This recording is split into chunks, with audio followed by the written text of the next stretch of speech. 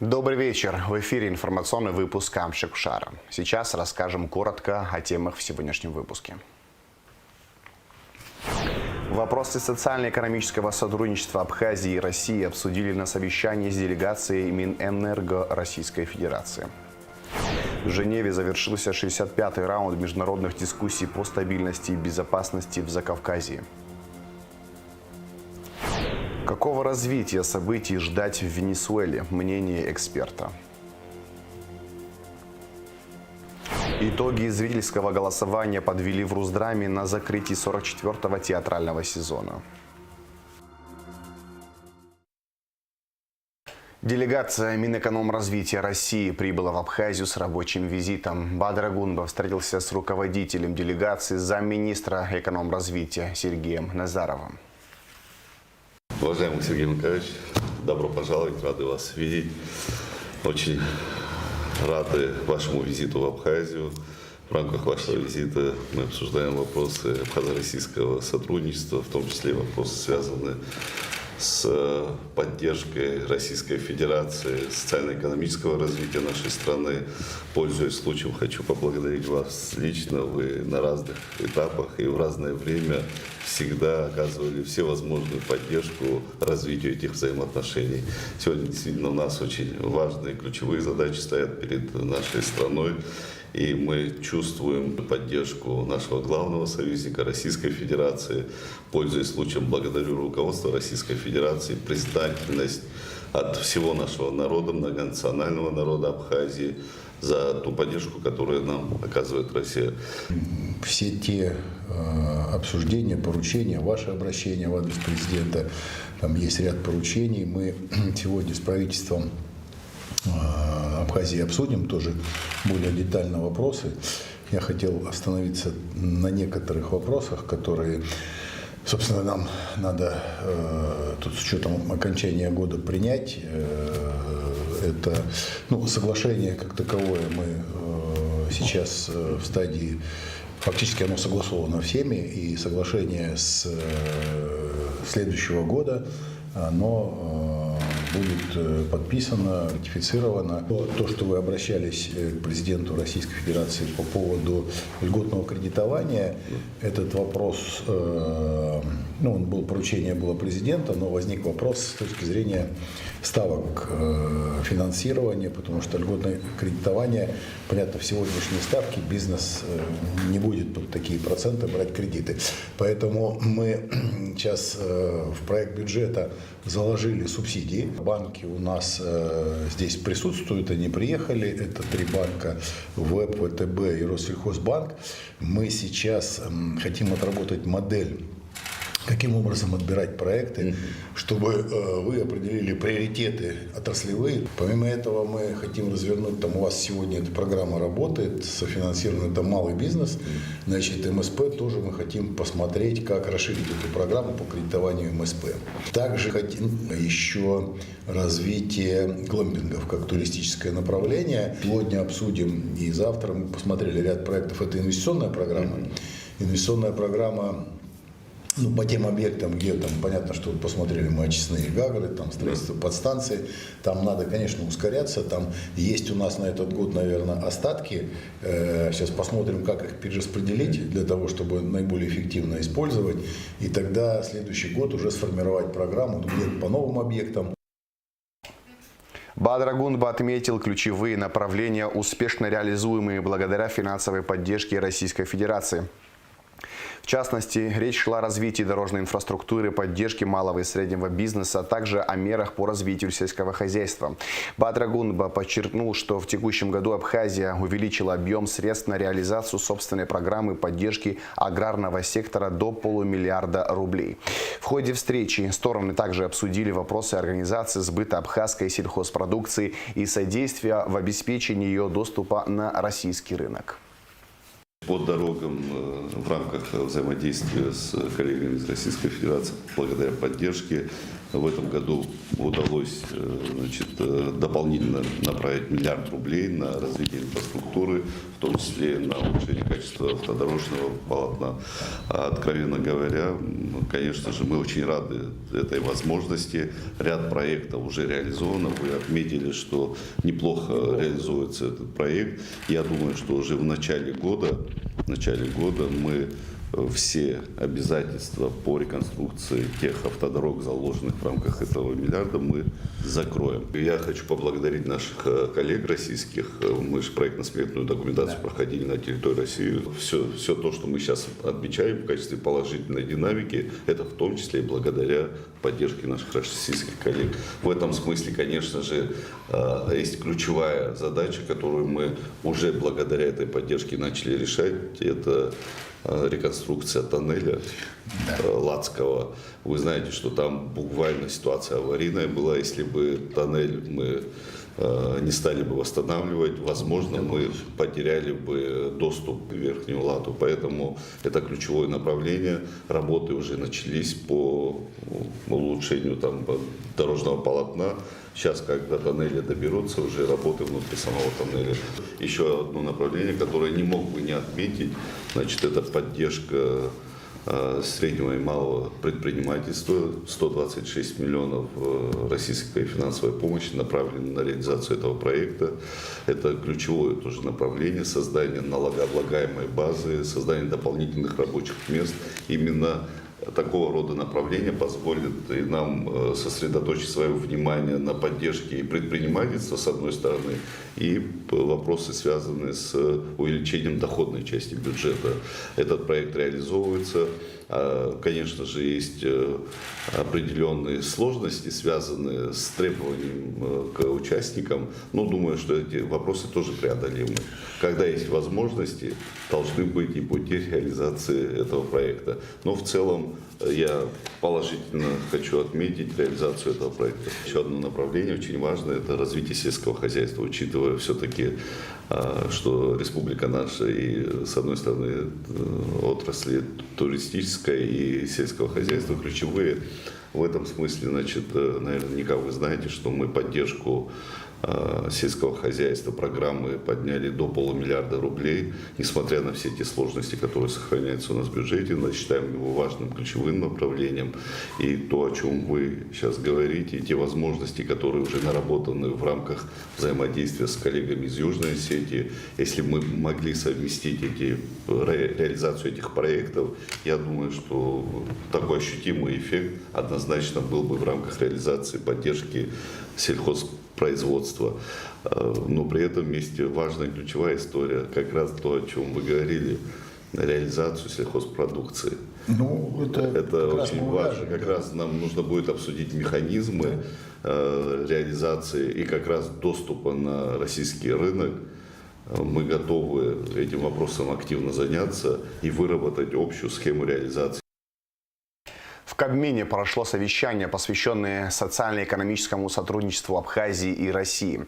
В нем приняли участие премьер-министр Владимир Дылба и замминистра Минэкономразвития России Сергей Назаров. Стороны предметно обсудили важнейшие направления сотрудничества. За период вашего визита у нас появится возможность обсудить важнейшие вопросы в развитии социально-экономическом развитии нашей страны. На мой взгляд, это будет конструктивная работа за эти 2 дня. У нас наше профильное министерство, ведомство к такой работе готовы. Очень предметно, полагаю, будем обсуждать все наши вопросы, которые обозначены в повестке. Наметим планы, несомненно, и на дальнейшую перспективу нашего сотрудничества уже на обозримое будущее 26-30. К такой работе мы готовы. Хочу обратить внимание, что она строится не только в таком формате. Мы и до этого очень часто общаемся и в режиме ВКС, и в телефонном нашем разговоре с вами очень часто обсуждаем вопросы. Визит разбит на 2 этапа. Первый этап – это сегодня мы хотим обсудить те текущие вопросы, которые нам необходимо. Ну и действительно то, что вы говорите на перспективу, с учетом того, что нам необходимо сейчас откорректировать некие решения до конца года в рамках решений межправкомиссии с учетом освоения средств, может быть, перераспределения средств. Вот сегодня мы там в рамках обсуждения инвестпрограммы обсудили, что можно посмотреть какие-то направления, где можно будет направить средства там, где есть возможность их эффективного использования.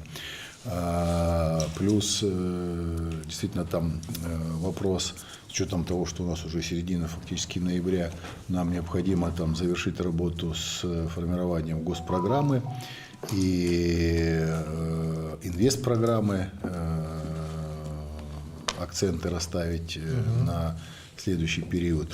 Поэтому все вопросы, будем так говорить, рабочие и текущие, но по ним нам надо действительно расставить все эти акценты. И с точки зрения вопросов, связанных с бизнес-направлением, это мы как раз хотели завтра еще обсудить с банками, значит, рассмотреть вопрос перспективы работы по льготному кредитованию, по работе с малым и средним предпринимательством. В Женеве завершился 65-й раунд международных дискуссий по стабильности и безопасности в Закавказье. Итоги состоявшихся переговоров прокомментировал министр иностранных дел Олег Барцыц. Завершился 65-й раунд женевских дискуссий по безопасности и стабильности в Закавказье. Это актуальное, корректное название этого формата. Сегодня второй день работы, он успешно завершен.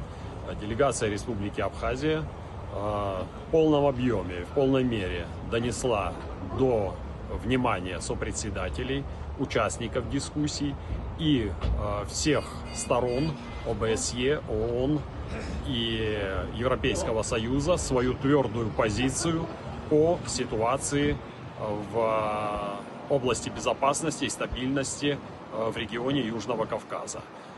Мы еще раз подчеркнули свою приверженность мирному плану в продвижении наших инициатив по подписанию юридически обязывающего соглашения о неприменении военной силы.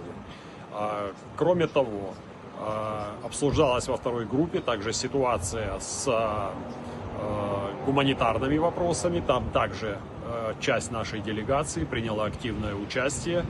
И совместно мы, я считаю, сделали еще один шаг в достижении вот этого важного для всех нас результата. Попытки Грузии игнорировать новые реалии, которые сложились в регионе, существование двух соседних государств, Абхазии и Южной Осетии, абсолютно бесперспективны. С этим тезисом согласились все участники. Абхазская делегация, российская делегация, юго-осетинская делегация. И убежден, что мы сегодня сделали еще один шаг в направлении создания этого важного и влияющего на жизнь многих людей документа. Соглашение о неприменении силы стало бы воплощением примиренческой риторики, которая звучит из Тбилиси в отношении абхазского и юго-осетинского народов, говорится в заявлении МИД Российской Федерации. Актуальность такого шага возрастает на фоне подстрекательского призыва извне Грузии вернуть с помощью военной силы отколовшиеся регионы в кавычках, а также неприкрытых планов по освоению этого государства со стороны НАТО, подчеркнули в ведомстве. Главным препятствием переговорам по гуманитарным вопросам МИД Российской Федерации назвал крайне политизированную резолюцию по внутренне перемещенным лицам, которые Грузия ежегодно вносит на рассмотрение Генассамблеи ООН. Так как обсуждение указанной проблематики в нарушении имеющихся договоренностей на других площадках без участия представителей Сухума и Цхинвала делает невозможным ее рассмотрение в формате международных дискуссий по стабильности и безопасности в Закавказье, указали в МИД. Венесуэла объявила массовую мобилизацию армии и проведение учений из-за наращивания военных кораблей и войск США в Карибском море. Напомним, западные СМИ периодически пишут, что США могут в любой момент начать удары по Венесуэле. Пока они били только по судам в море, которые, как утверждается, перевозят наркотики. В России на ситуацию уже отреагировали. Совет Федерации призвал ООН и мировые парламенты осудить угрозы применения силы против Венесуэлы и поддержать мир в регионе. О возможном развитии ситуации в Венесуэле мы поговорили с политологом, американистом Игорем Пшеничниковым.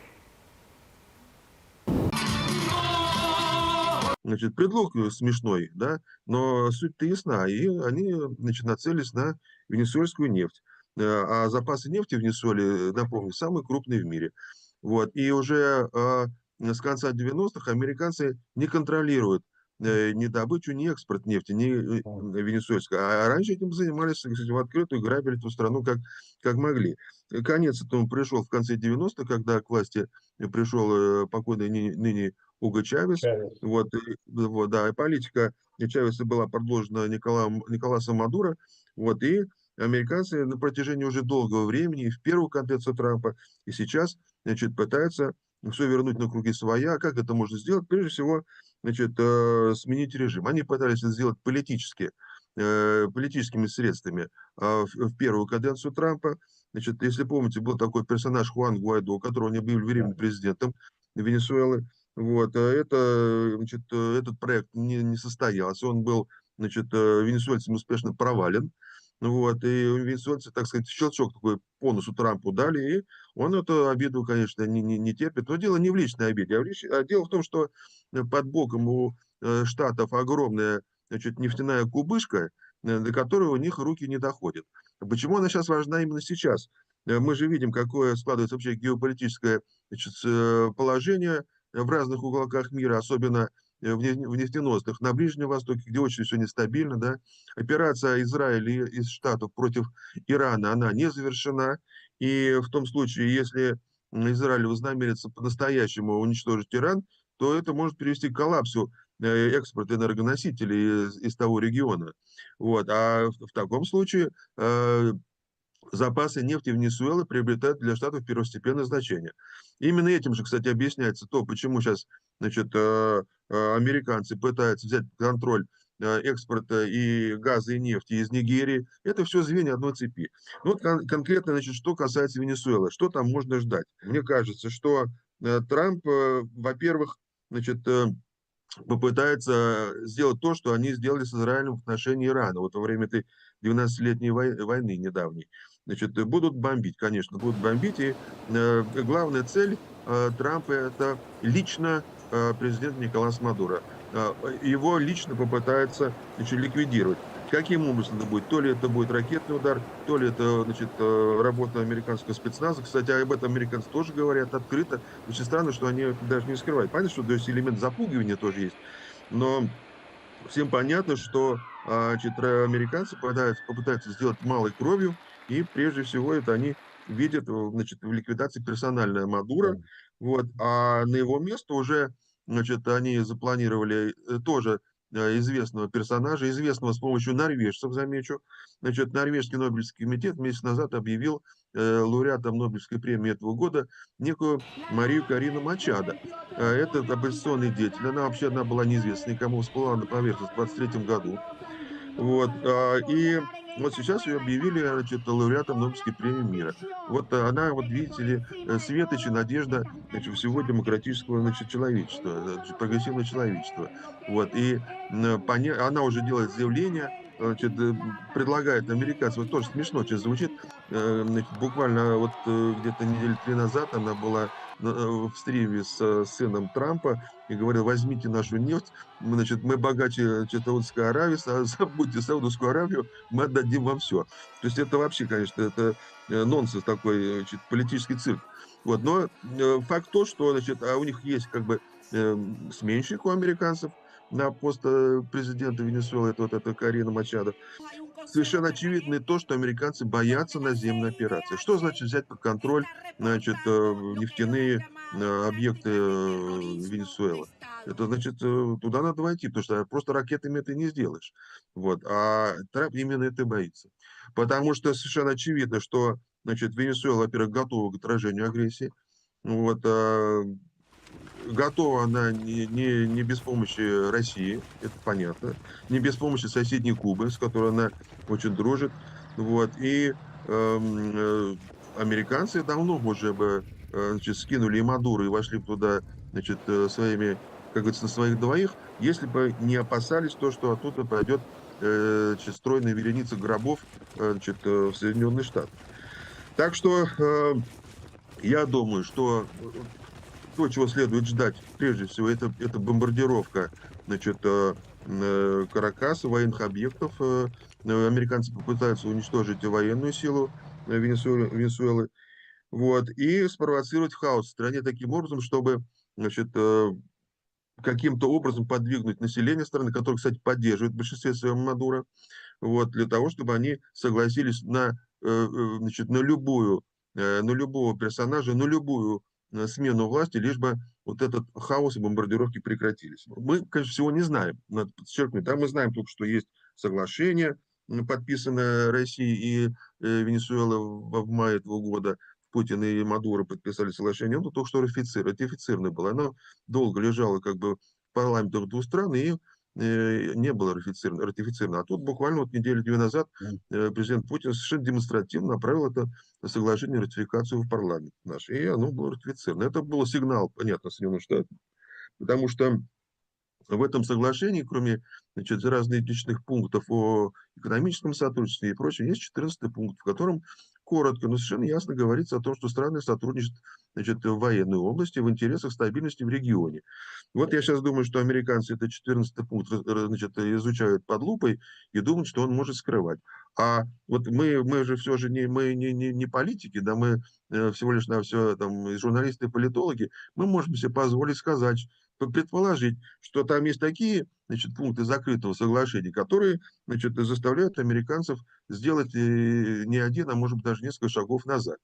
Вот, и они, конечно, останавливают. Мы не знаем, что Россия поставила в Венесуэле, какие значит, вооружения, кроме уже известных самолетов, вертолетов, систем значит, ПВО и так далее. Может, есть какие-то другие вещи, которые значит, Россия уже демонстрировала значит, в других частях света. Вот, и американцы, конечно, значит, этого боятся. Так что пока наблюдаем ситуацию, как она будет развиваться, никому точно неизвестно. То, что мы сейчас говорим, я хочу еще раз это подчеркнуть, это прогнозы, предположения и, может быть, даже додумки.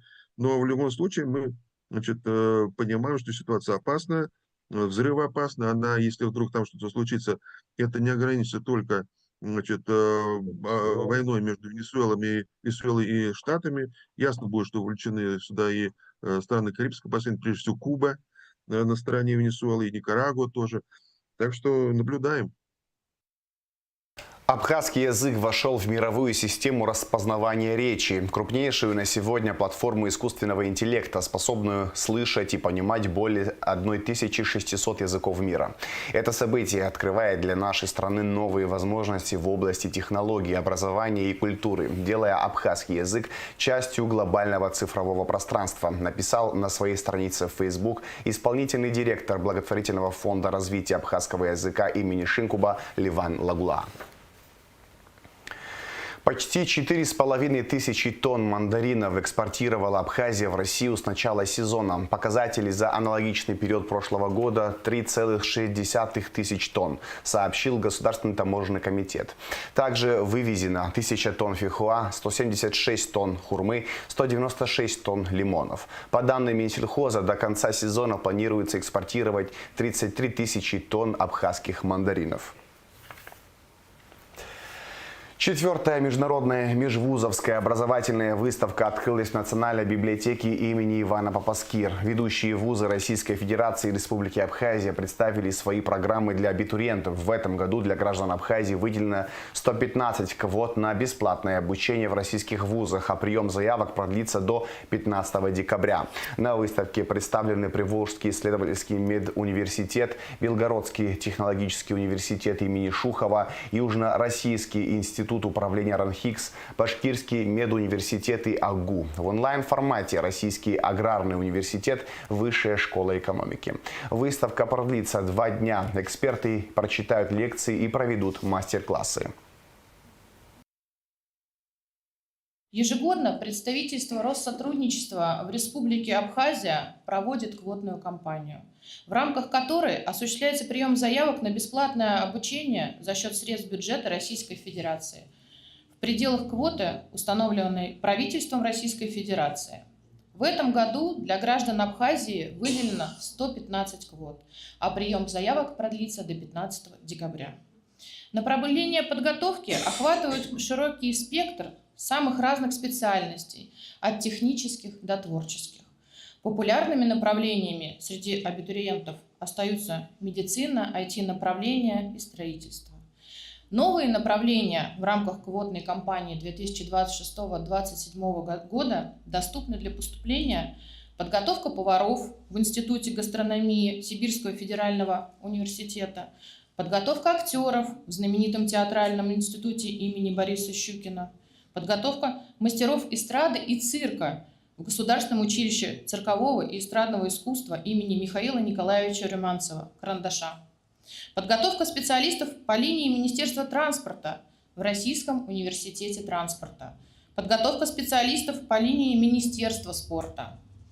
Напоминаем, что в числе возможностей уже не первый год посвятить себя востребованным и престижным специальностям, в которых Республика Абхазия ждет специалистов, а именно по направлению железнодорожного и авиасообщения, таможенной службы. Десятки, сотни абхазских выпускников наших государственных школ стали студентами ведущих российских вузов. Это очень отрадно, это уникальная возможность, и, пользуясь случаем и прекрасной возможностью, я хотел бы еще раз выразить слова искренней признательности представительству Россотрудничества за то, что у нашей молодежи, у наших выпускников есть такая уникальная возможность. Медиашкола Дома Москвы открылась в Сухуми. В рамках проекта 13 и 14 ноября журналисты и блогеры из Абхазии, а также студенты АГУ прослушают лекции о современных тенденциях в журналистике и цифровых медиа. Примут участие в мастер-классах ведущих специалистов России. Журналист и продюсер Мария Черкасова поделилась со слушателями знаниями о применении нейросетей в медиа. Она отметила, что несмотря на то, что нейросеть не заменит журналистов, она может значительно повысить продуктивность их работы, взяв на себя некоторые задачи. Благотворительная акция «Урок добра», приуроченная ко Всемирному дню доброты, проводится в школах Абхазии 13 ноября. В Сухумской школе номер 5 «Урок добра» провел депутат парламента Инар Гицба, а в Сухумской школе номер 1 директор КБФ Ашана, уполномоченный по правам ребенка в Абхазии Мактина Джинджолия. Основная цель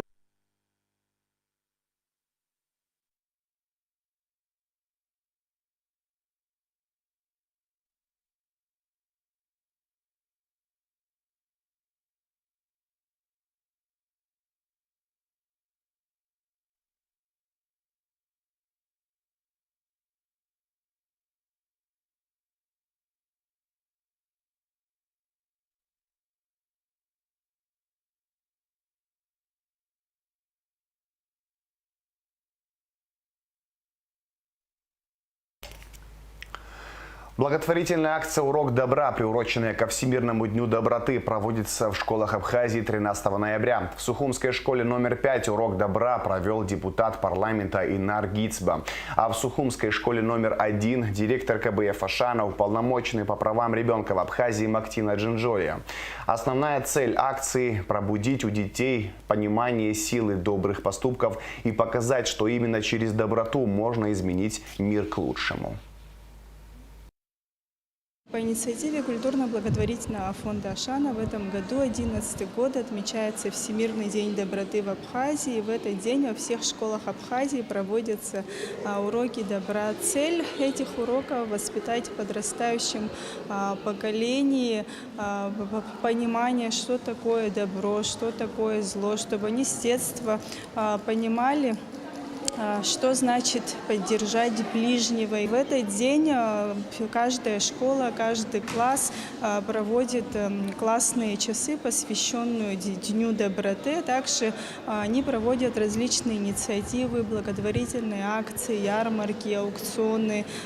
Есть классы, школы, которые посещают дома престарелых, семьи, которым нужна помощь. То есть инициативы совершенно разные, из года в год они меняются. И очень отрадно видеть, что эта акция стала традиционной, уже 11-й год проводится. Эта акция с первого года проводится при поддержке Министерства просвещения, и мы стараемся менять темы. В этом году у нас тема «Доброта спасет мир», она обширная, но мы постарались эти классные часы сделать интерактивными, активными. Акция однодневная, но в этом году есть инициатива Общественного совета при аппарате уполномоченного по правам ребенка «Школа добрых дел». В течение года будут предложены ряд инициатив. Министерство просвещения уже поддержало эту инициативу Общественного совета. Я думаю, что в ближайшее время будем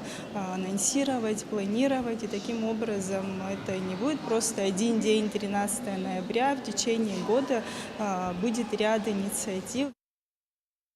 В Сухумском лицее-интернате торжественно открыли новую спортивную площадку. Теперь у воспитанников лицея есть возможность профессионально заниматься баскетболом и волейболом, и здесь же проводить соревнования. Спортивная площадка построена по поручению первого заместителя руководителя администрации президента Российской Федерации Сергея Кириенко на средства Ханты-Мансийского автономного округа Югра Российской Федерации. Для вас открывается долгожданная спортивная площадка. Позвольте мне от лица Министерства просвещения Республики Абхазия выразить искренние слова благодарности нашим коллегам из Российской Федерации, руководству Ханты-Мансийского автономного округа за содействие, за поддержку, которая оказана нашим детям. Спорт имеет большое и важное значение в жизни подрастающего поколения. Здоровый образ жизни – это одно из главных, приоритетных направлений работы Министерства просвещения Республики Абхазия. Уверена в том, что учащиеся интерната в будущем покажут нам очень хорошие результаты в спортивной жизни. Наш Ханты-Мансийский автономный округ плодотворно сотрудничает с Республикой Абхазия. У нас очень много проектов, уже отлажены работы по экспорту товаров из нашего края. Есть налаженные авиасообщения в рамках нашего плодотворного сотрудничества. Результатом и в разных сферах есть взаимоотношения. Одной из них, результатом таких взаимоотношений родилась эта площадка для детей. Очень хотелось бы, чтобы это было таким хорошим инструментом для детей, чтобы они приучались к дисциплине, могли организовать свой досуг правильно и хорошо в рамках спорта на хорошем профессиональном уровне. Радостно видеть, что приходит очень много детей даже на открытие, что это для них важно. Очень отрадно видеть, что как они улыбаются, как для них это важно, и что мы старались не зря.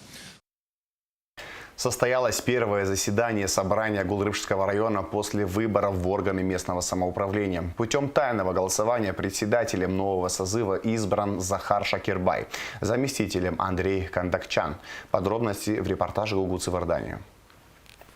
Это первое заседание Гулрыбского районного собрания после выборов в органы местного самоуправления. Звучит государственный гимн Республики Абхазия.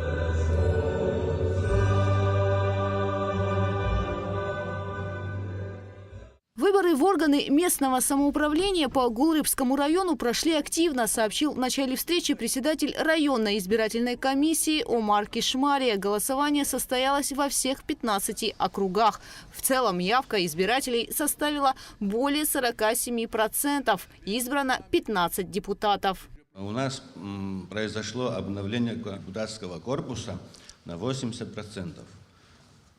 Если говорить о возрасте, средний возраст депутатов составляет 44 года. Самому старшему депутату 76 лет, а самому молодому накануне выборов исполнилось 25 лет.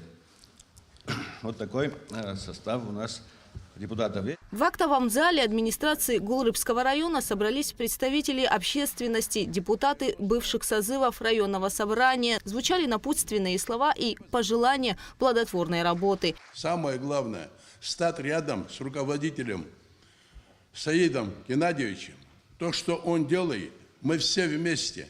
Стать и сказать: мы вместе, мы те люди, которые хотим в районе жить, и в этом районе должен быть определенный и порядок, и закон, и чтобы население сказало: выбрали мы в самом деле тех людей, которые были достойны тогда, и они себя показали. Показали с положительной стороны.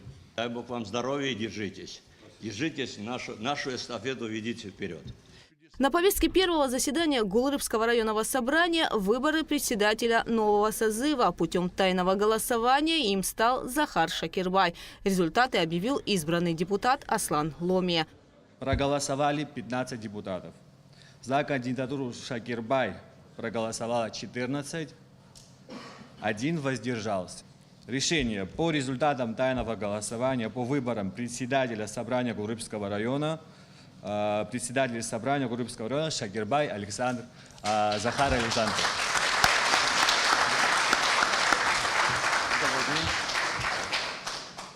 Заместителем председателя Гулрыбского районного собрания избран Андрей Кондакчан. Гугут Савардания, Давид Хашик, Абхазское телевидение. Президент Абхазии Бадыр Акунба поздравил Ткварчалский государственный театр комедии имени Шараха Пачали с 70-летием. Ткварчалский театр внес большой вклад в продвижение абхазской национальной культуры и с момента основания стал важным культурным центром для жителей города, говорится в поздравлении. Глава государства подчеркнул, что особого внимания заслуживает деятельность театра в годы Отечественной войны народа Абхазии. Восстановление театра стало одним из главных символов возрождения города-героя Ткварчал, пережившего блокаду. Театр комедии под руководством народного артиста СССР Шараха Пачалия стал источником поднятия духа в тяжелые послевоенные годы, говорится в тексте. Итоги зрительского голосования подвели в Русдраме на закрытии 44-го театрального сезона. Лучшая женская и мужская роль соответственно достались Ирине Делба и Эмилю Петрову за спектакль «Отцы и дети». Лучшим режиссером стал Андрей Сидельников за спектакль «Мышеловка». Лучшим спектаклем также названа постановка «Мышеловка». О победителях в других номинациях в следующем материале.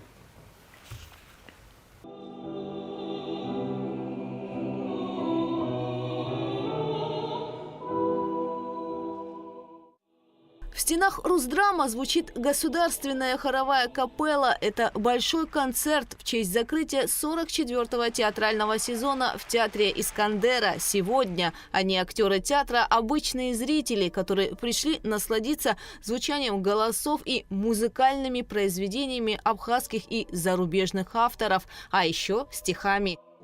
Я в горах, под сердцем Бога, где такая благодать, в жилах кровь поет потоком, до небес рукой подать.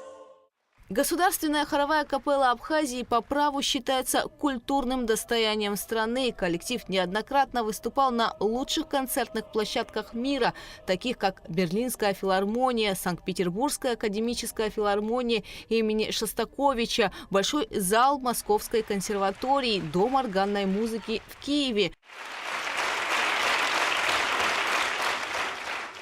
День закрытия сезона, 44-го сезона нашего театра, мы решили быть, мы, театр, зрителями вместе с вами и предоставить эту сцену нашим друзьям, удивительному коллективу, одной из визитных карточек нашей культуры, Государственной хоровой капелле Республики Абхазия. За 44-й театральный сезон актерами труппы было сыграно сотни спектаклей, и все с душой, но зритель выбирает лучших из лучших.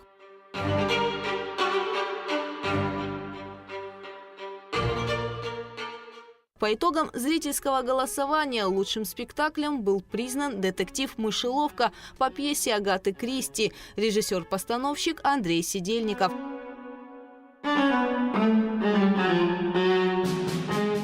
В номинации «Лучшая женская роль» выиграла Ирина Делба в роли Анны Одинцовой в спектакле «Отцы и дети». Спасибо. Спасибо большое капелле, которая подарила нам сегодня такой праздник. Спасибо Барасову за его талант и творчество. Спасибо Ираклию Ривазовичу за мой творческий путь, потрясающий, бесподобный. Спасибо вам, дорогой зритель, что вы у нас есть и что вас так много. Спасибо. Лучшая женская роль второго плана принадлежит Симоне Спафопула. Лучшую мужскую роль по итогам зрительского голосования сыграл Эмиль Петров. Мужскую роль второго плана – Леон Гвинджи. Лучшая работа художника по костюмам принадлежит Анастасии Тереховой. Лучшим художником по свету стал Константин Удовиченко в спектакле «Безымянная звезда». Лучшая работа композитора принадлежит Алексею Сееву в спектакле «Мышеловка». Лучшая работа художника-постановщика Илье Кутянскому. Работа режиссера-постановщика Андрея Сидельникова в спектакле «Мышеловка» также признана лучшей. Следующий сезон откроется премьерой, показом чеховской «Чайки» 21 ноября.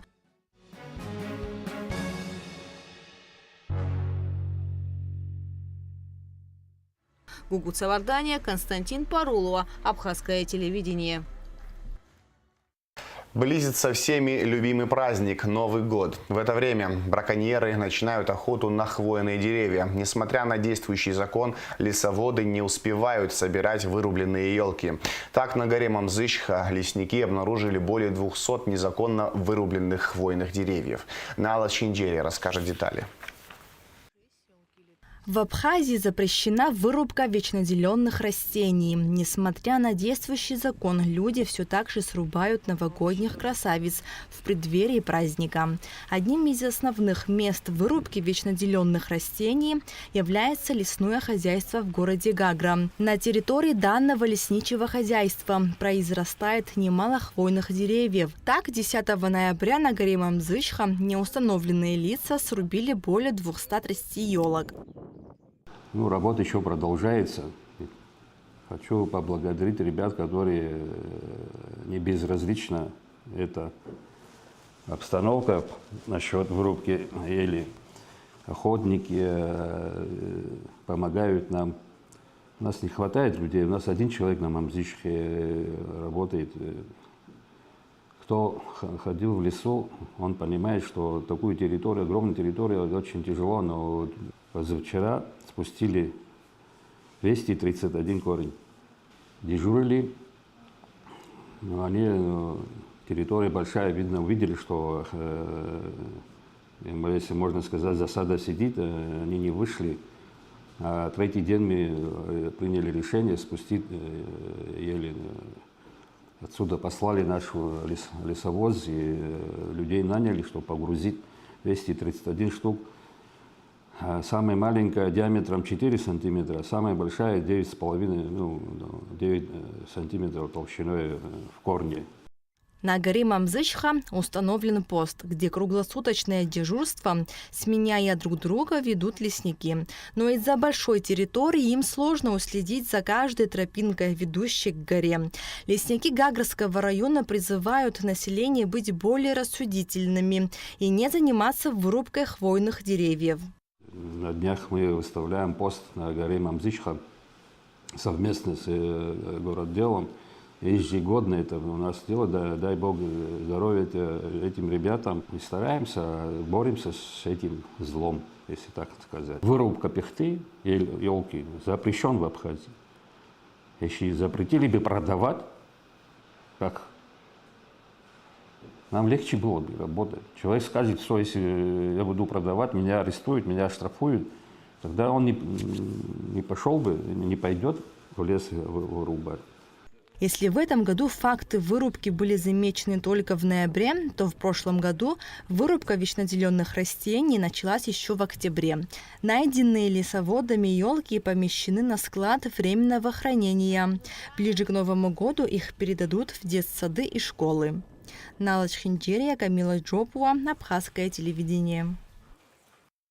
В Абхазии все больше детей увлекаются теннисом, а некоторые наши спортсмены показывают очень хорошие результаты на международных соревнованиях. В столице республики у детей есть специально обустроенные корты для занятий и профессионального роста, но в районах такой возможности нет. Адица Сагария продолжит тему. Много лет Гудаута является одним из лидеров по развитию физкультуры и спорта. Здесь активно растет число занимающихся спортом. Ежегодно проводятся всевозможные соревнования. Хорошими темпами развивается спортивная инфраструктура. Список видов спорта обширный. Многие из них, такие как футбол и волейбол, появились в городе давно и имеют свою историю. Другие же возникли совсем недавно. В Гудаутах сейчас создана теннисная секция, в которую входит 40 детей. Еще просят многие, но, к сожалению, уже мест нету, мы не можем принимать. Была проблема огромная с тренером. В Абхазии не нашлось тренера, пришлось с Российской Федерации позвать тренера, который тренирует наших детей сегодня здесь. По словам президента Федерации, самая большая проблема в развитии спортивной жизни Гудауты – отсутствие теннисного корта в городе. Это означает невозможность заниматься этим видом спорта, что лишает детей и подростков множества преимуществ, таких как улучшение физической формы, укрепление мышц и сердечно-сосудистой системы, развитие выносливости, а также повышение когнитивных способностей. Кроме того, отсутствие доступа к корту также ограничивает возможности для активного отдыха и социализации. Нам приходится тренироваться. Вот сейчас мы находимся в Абхазской школе номер 1 имени Нестора Лакоба в спортзале. В этом хочу, пользуясь случаем, поблагодарить, огромная благодарность директору школы Киркинадзе Щазины Митиевны, которая предоставила нашим детям вот тут тренироваться. Мы очень благодарны. И когда хорошая погода, мы тренируемся, наши дети тренируются в городе на баскетбольной площадке. То есть теннисного корта у нас нету.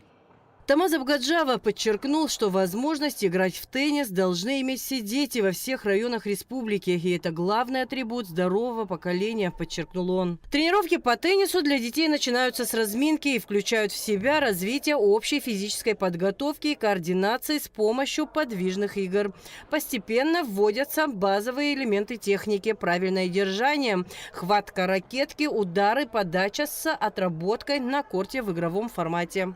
У нас разработана совместная программа на базе международной программы 10С. Она рассчитана где-то на 3 года. Но она в динамике меняется. Поэтому процесс идет планомерный, с некоторыми такими компенсационными вещами. В плане погоды, в плане непосредственно, площадки. Тренировку дети воспринимают как увлекательную игру, которая развивает их физически и умственно, улучшает ловкость, координацию и реакции. Им нравится, что теннис требует быстрого принятия решений и развивает уверенность в себе. Я хожу уже 1,5 года, я очень люблю теннис, я хотела на теннис пойти очень. Наши тренировки очень хорошо проходят, и мне нравится. Мне нравится, когда мы в игры играем. Мы играем, мячики кидаем сами на 2. Я люблю теннис. Я отбиваю мячи, удаляю, и еще, бью их.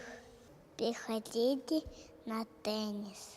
Родители детей утверждают, что занятие теннисом положительно влияет на физическую и умственную составляющую ребенка.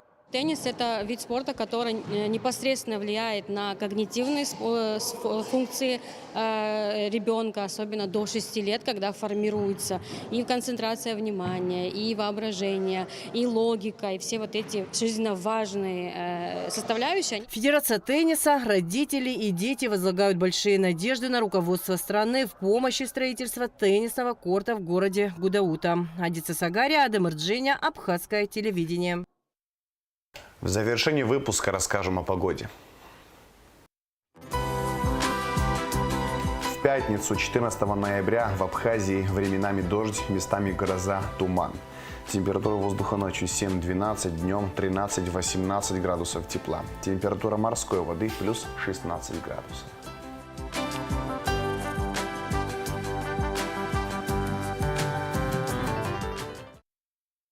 На этом информационный выпуск Амшакшара подошел к концу. Всего хорошего. До свидания.